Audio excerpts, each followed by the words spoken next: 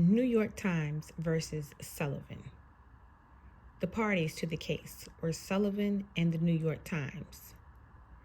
The advertisement that the New York Times published was entitled "Heed Their Rising Voices," and its claim was that an unprecedented wave of terror had fallen upon the individuals who took part in the civil rights movement in the South.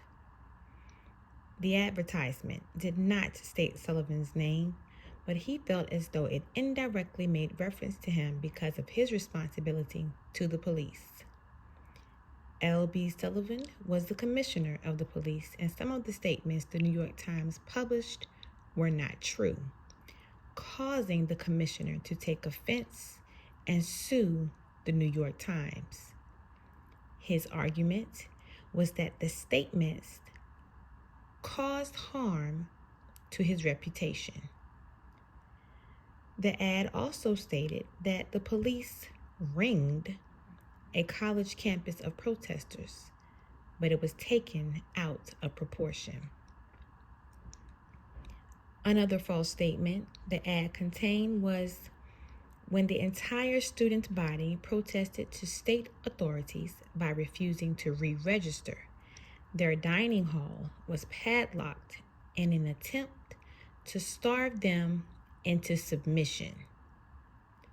Sullivan made the claim that the ad was holding him responsible for what the police did, and again causing his reputation in the community to be tarnished, causing defamation of his character. Some key points in a defamation claim are first to understand that an opinion is not defamatory. However, false statements can be defamatory even if they start with "I think." The only time a court will decide if defamation has occurred is if it comes down to a reputation being harmed because of the statement that was false. Statements that are libel or per se are statements that a court will automatically assume were made to harm one's reputation. It can also only be defamatory if it's made to a third party.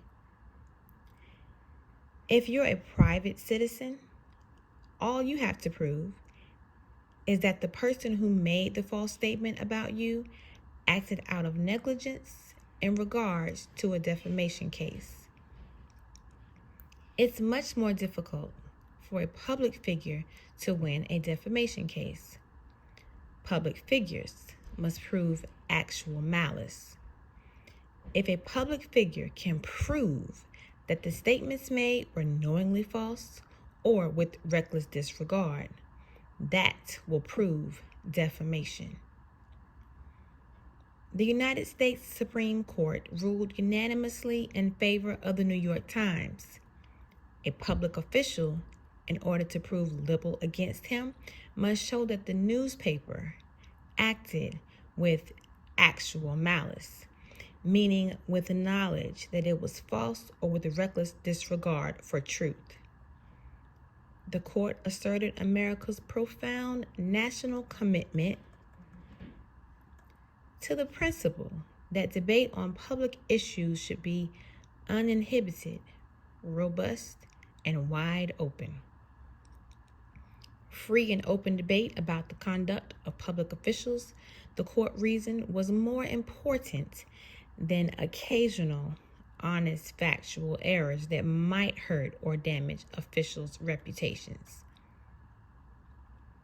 In the case of Gertz versus Welch, Elmer Gertz had been hired as a lawyer by a family whose child was shot by a Chicago police officer.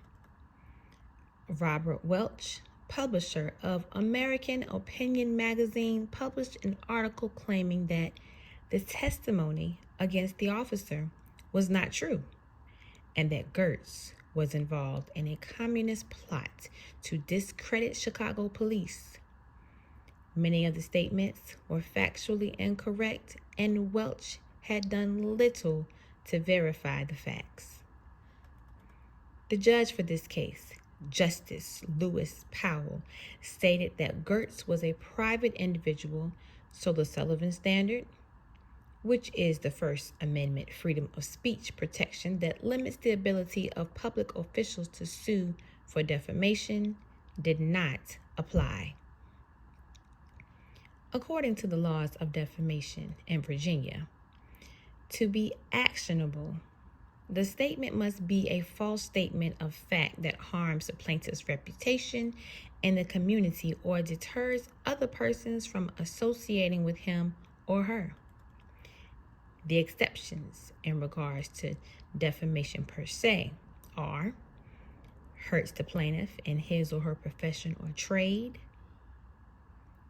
implies that the plaintiff is infected with a contagious disease, attributes to the plaintiff the commission of some criminal offense involving moral turpitude, attributes to the plaintiff unfitness to perform the duties of an office of employment, or lack of integrity in the discharge of the duties of such an office. If this had been my story, I would have done deep investigation and made the attempt to show accuracy. If I had not found any information to back up what my story was, then I would have dismissed it entirely. Learning about this case has shed new light for me on the First Amendment. Going forth, I will be certain to look at all the details when it comes to a story, instead of just using my opinion to solidify my content.